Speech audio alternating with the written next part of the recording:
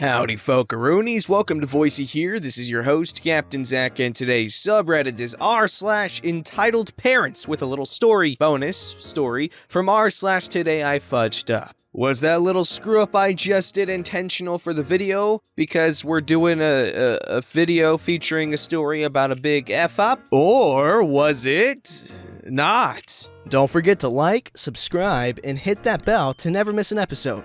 This story's called Entitled Mother Accuses Me of Being Transgender Before Attempting to Poison Her Son. Been lurking here for a while and finally decided to post this story. Just a heads up, it was a few months ago, so I'll be paraphrasing, and I'm on mobile, so sorry if I messed up. Obligatory background information about me and the setting. I'm a roughly 6 foot tall man who had a condition called gynecomastia when this occurred. Essentially, I had an abnormally large growth of breast tissue beneath my right nipple. I've since had surgery to have this growth removed, but this was about a week or two before the surgery. Also, I never skip leg day, and the uniform for Chick-fil-A consists of very tight black pants. Fun. So I work in the dining room at a Chick-fil-A. I started to finance a trip I wanted to take, and the job and pay were good, so I stuck with it. This particular Saturday evening, I was working a 5 to 10 shift. It was pretty packed since there was a big football game that night for the local high school. Lots of parents and teens about my age were coming in and out in huge groups. Around 7:45, most of the kids had gone to the game and it had mostly slowed down. The drive-thru was still packed, but inside everything was good. Until a kid threw up in the playground tube slide. Note, this was not the entitled parents kid. Both this kid and his parents were very nice and cooperative. So, as one of the 3 dining room workers on that night, me and one of my coworkers grabbed a huge package of body fluid cleanup kits and headed into the nearly airtight playground. We evacuated all the kids out through the other entrance and started cleaning up the puke. The third held down the fort outside the play area, which we clearly marked with signs stating that it was closed for cleaning. Me and my coworker were chatting about life and school while we cleaned, and we had gotten pretty much everything solid out of the slide by about 8:30, which is when she had to clock out. At this point, this entitled parent came into the restaurant with 2 kids no more than 6 or 7 years old. You know how this goes. Here's the cast. Me, well, duh, it's me, OP. Entitled mom. Kid 1. Kid 2. Dining room manager. Basically the manager of the dining room. The kids made a beeline for the glass playland door and pulled it open, ignoring the sign clearly stating it was closed. Hey guys, you can't be in here. A kid got sick in here a while ago and I have to clean all this. Kid 1 laughed at me and started to run for the part where he could climb up into the tubes that connected into the slide, but I stood in the way so he couldn't get in. Kid 2 started to go for the slide but stopped dead in his tracks when he saw the cleaning pads covering the entire bottom of the slide. But we want to play! Again, paraphrasing. Sorry, pal, but I've got to clean this whole thing. No one can play in here tonight. Both Kid 1 and Kid 2 slowly walked out the entrance after that and went over to the lady they came with, looking more angry than sad. I felt a little bad, but I didn't really think much of it, so I put my headphones in and went back to wiping down the whole structure of the tubes, inside and out, which is something that whoever cleans the play area has to do every night, while the chemicals my coworker and I had sprayed on the slide soaked into the cleaning kit pads. I was pretty relaxed by this point and had my favorite song on, so hearing the door open again several minutes later didn't surprise me too much. I figured it was my coworker who had forgotten her phone, or maybe a kid had left a shoe in the playground. Boy, was I wrong. Entitled mother came storming into the play area, flanked by Kid 1 and Kid 2. Her table marker still in hand. We give them to customers who dine in the restaurant, so she probably had come straight after ordering, in hindsight. What do you think you're doing? I paused my song and took my headphones out and wrapped them around my neck, since I didn't think this would be a long discussion. I'm cleaning the play area. A kid threw up in the slide earlier, so I'm just cleaning the rest while the chemicals set in, ma'am. Well, you'll have to do it later. My son and his friend want to play in here now. They won't mess it up. Now, I should point this out. The playland being airtight meant the chemical smell was very strong inside the playground tubes that kids crawl in, and I had to wear a mask when I was up there cleaning to prevent myself from choking. And I'm 17, going on 18. God knows what could happen to little kids.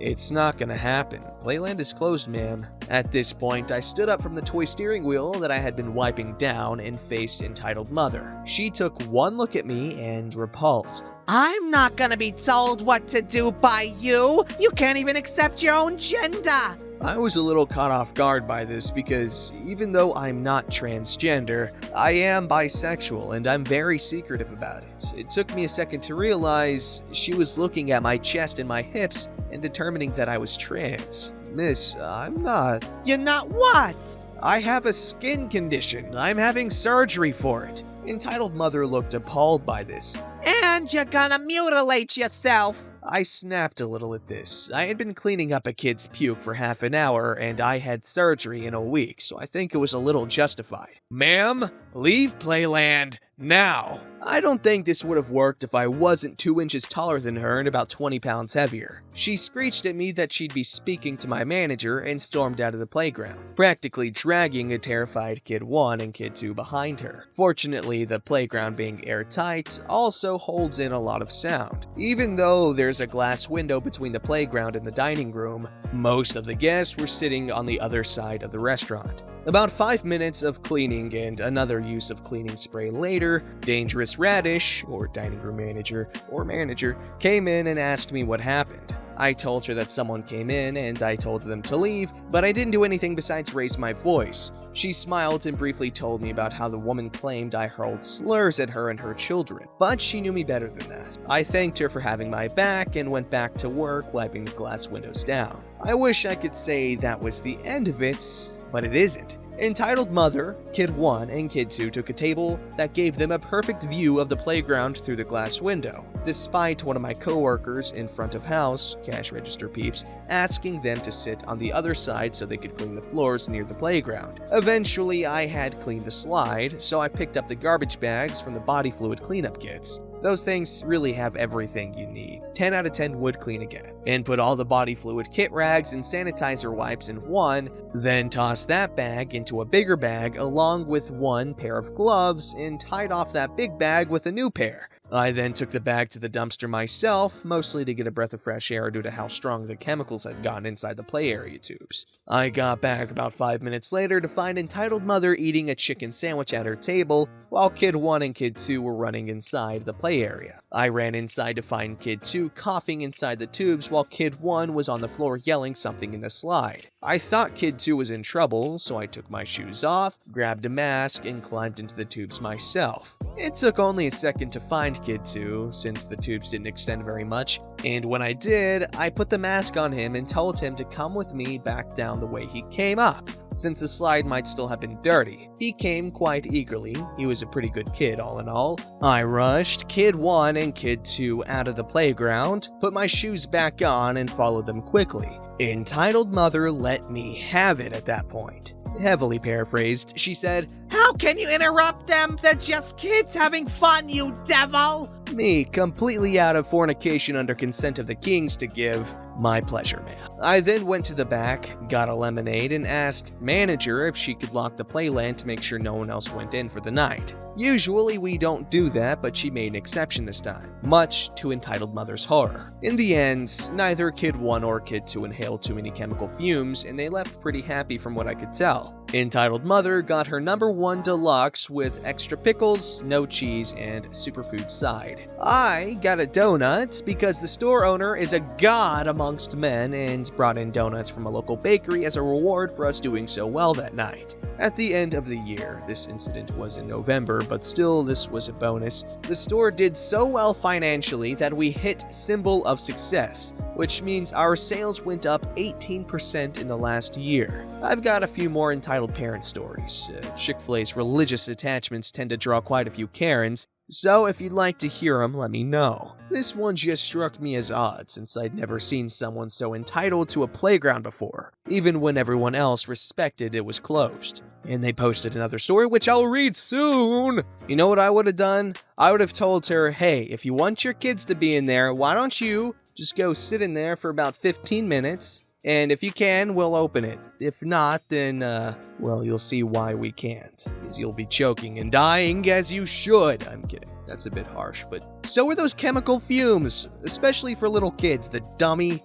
This story's called Entitled Mother Goes Off Because My Wife, 25, female, and I, 30, male, spend our own money on things we need. Hey guys, first time poster here. A bit of background. I moved out of home when I was 18. I am now 30 and married, living with my wife. Since I left home 12 years ago, I have worked full-time, including 10 years service in the military. I am completely independent from my parents and have been the entire time. I've never relied on or asked them for anything. I have two sisters who still live at home. They both work casual and study. They are both shocking with money, constantly going overseas on holidays or to concerts and festivals with friends, just blowing every cent they earn.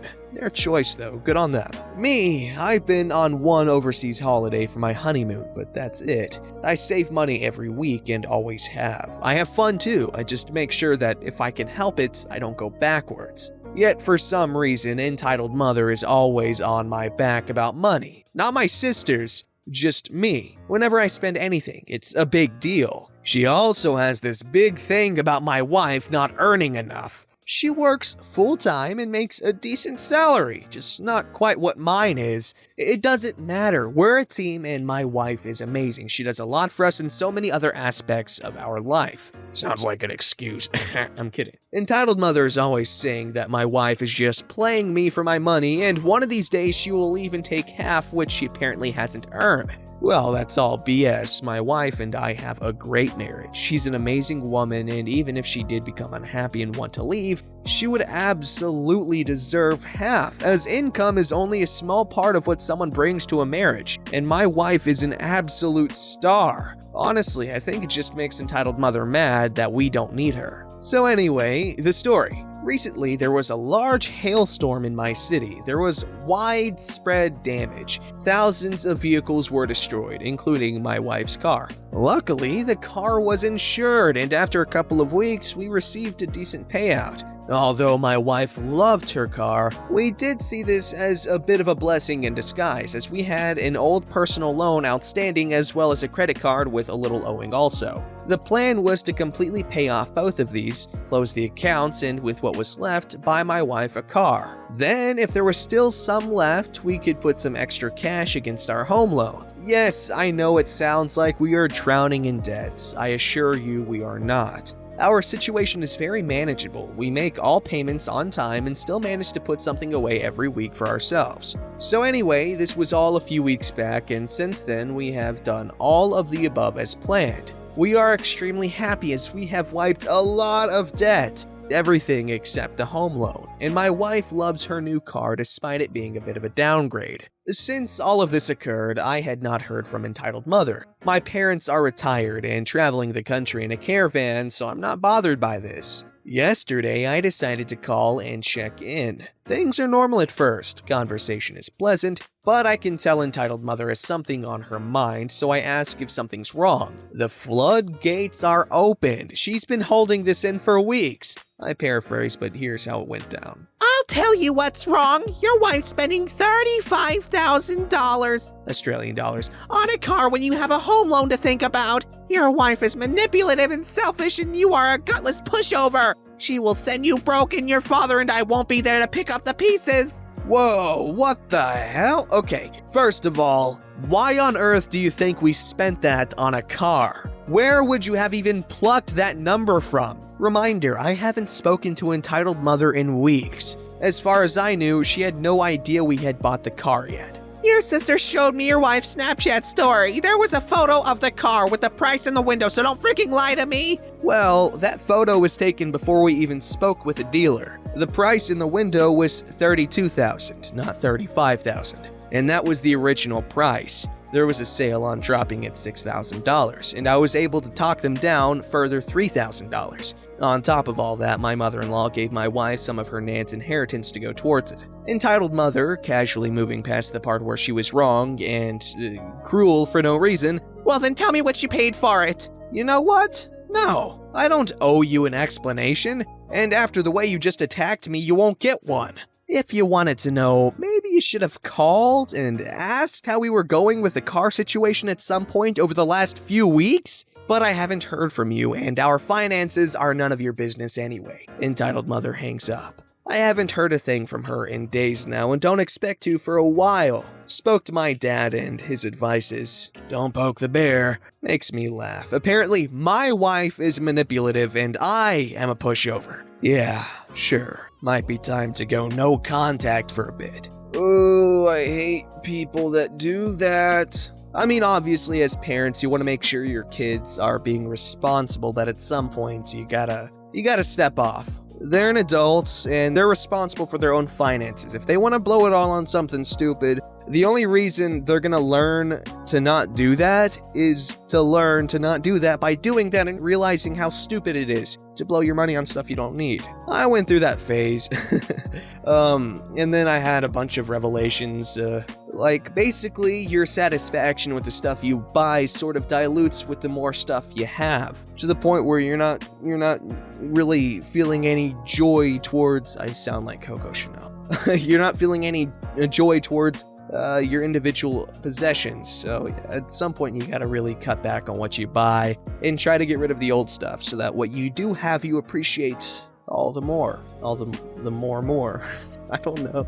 This story's called, Today I Fudged Up by Saying, So You Ate a Schlong to the City Mayor. I work as a waiter in the biggest restaurant of my city, and today the mayor came here for dinner with his friends and his wife. He drank alcohol for all the time, and at the end he was drunk as flip. When he's perfectly lucid, he acts like a moron, so I imagine he could be a prick when drunk. At the end of the dinner, after hours passed insulting me and my coworkers, he asked for fruit and said, Garçon, we want watermelon. You better hope it tastes good. I said, okay, and I brought the watermelon. He tasted it and he said, It tastes like schlong. After saying that, he assumed an arrogant facial expression and a stupid smile. And I literally lost my ability to be calm and patient. I just wanted to jump on the table and slap him till I was out of strength, but I couldn't. My brain took control and said without my consent,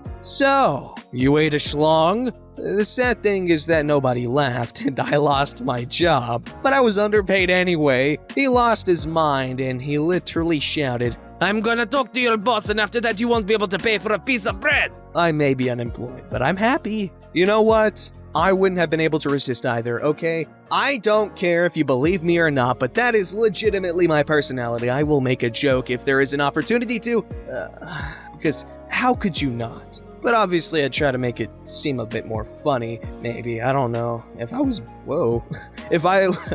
was being insulted the entire time, I don't know if I'd have the patience to laugh it off, but I definitely would have said something similar, because if he gets mad at that just shows that he's a bit uncomfortable with his sexuality to the point where he can't even jest at the thought of partaking on another man's genitals. Don't forget to like, subscribe, and hit that bell to never miss an episode.